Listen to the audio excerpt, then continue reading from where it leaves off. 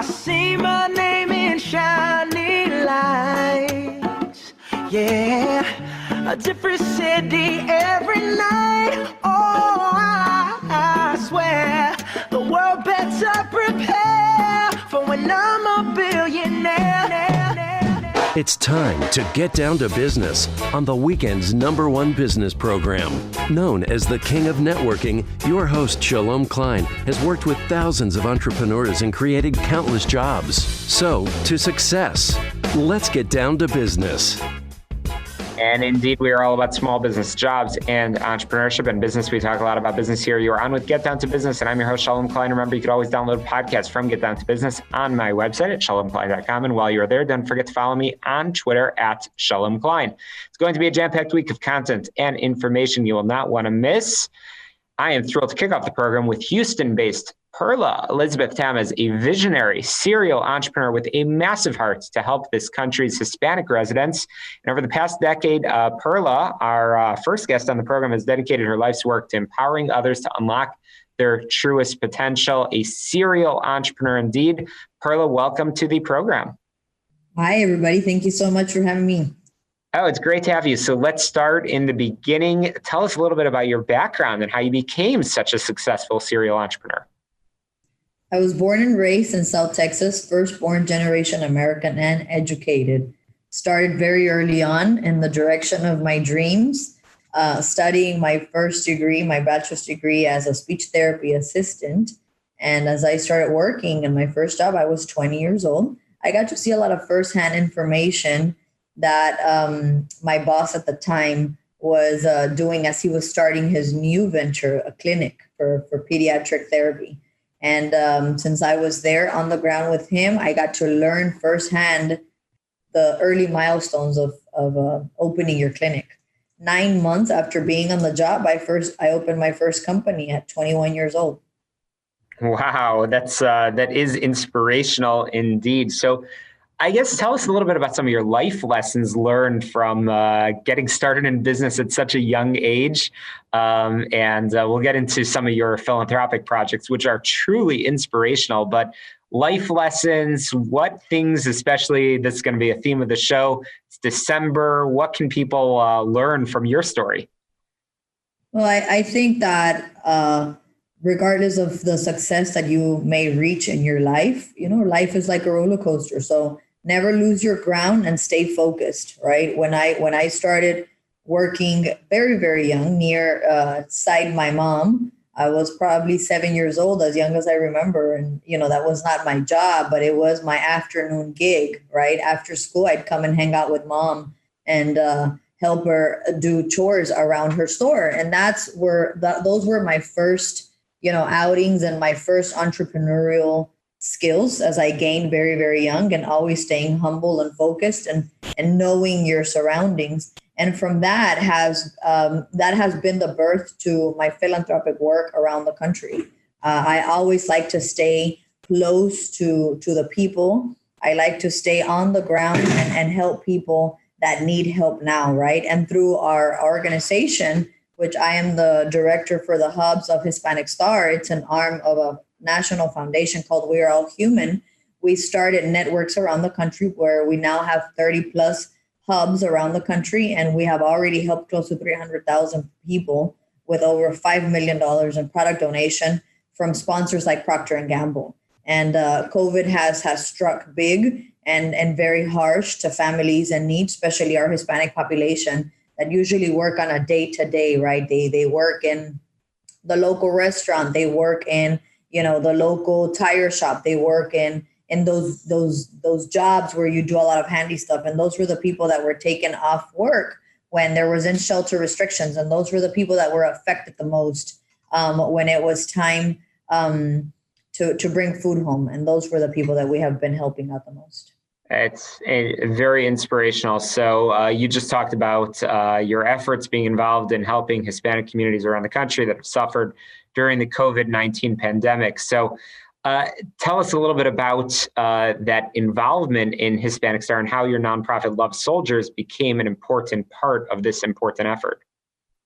So the first initiative COVID happened and I went to quarantine in South Texas in my parents' family ranch because living in Houston, where there's a very large population and concentration, the numbers were skyrocketing.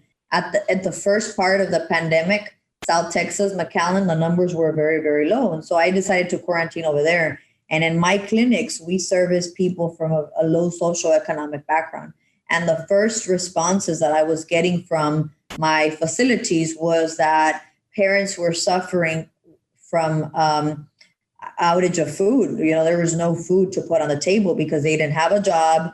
They didn't have those extra dollars, and they were having trouble because now they had the kids at home 24/7, right? And that's where we started the first campaign alongside Hispanic Star. Was we're going to do the first campaign in the country in South Texas to help the families in need.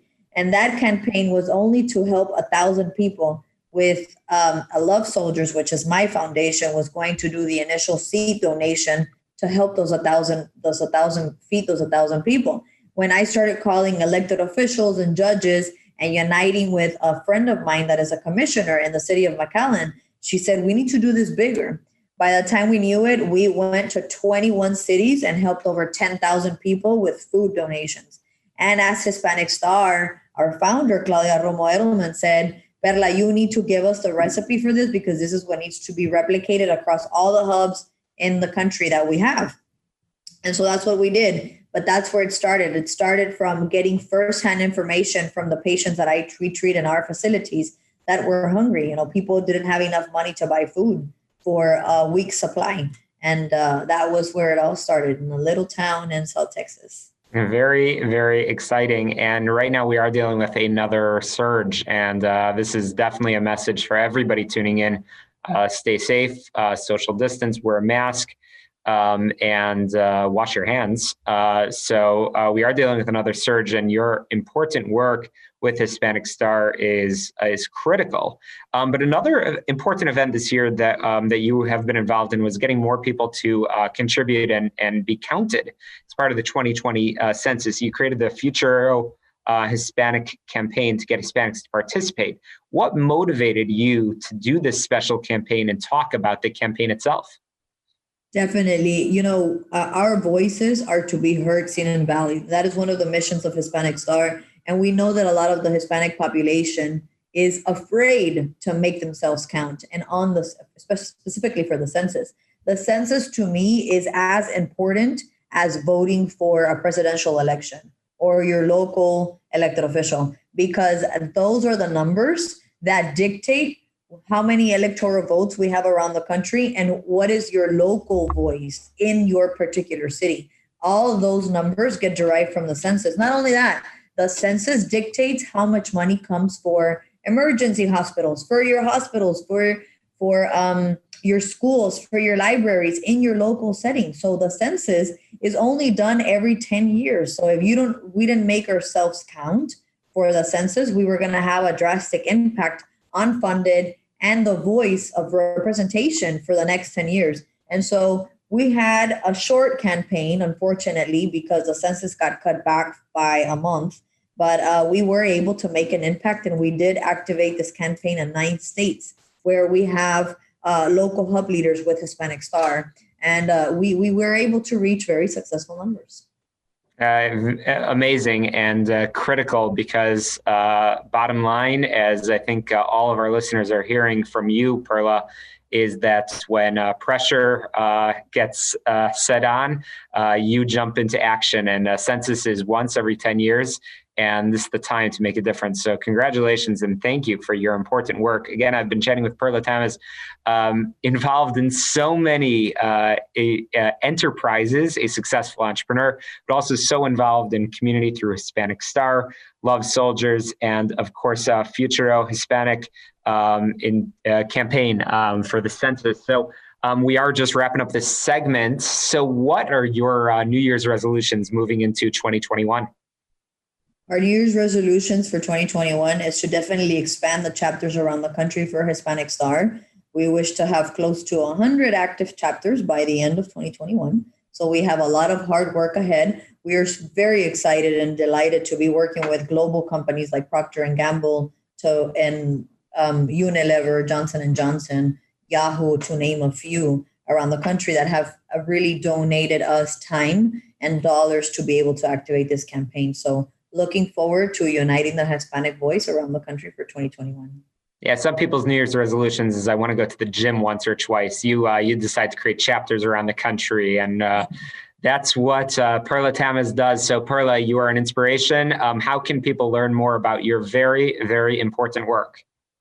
Well, we have our website, perlatamezinspiration.com. And the easiest to get in contact with me on a daily basis is Instagram. You know, we're kind of in that vibe.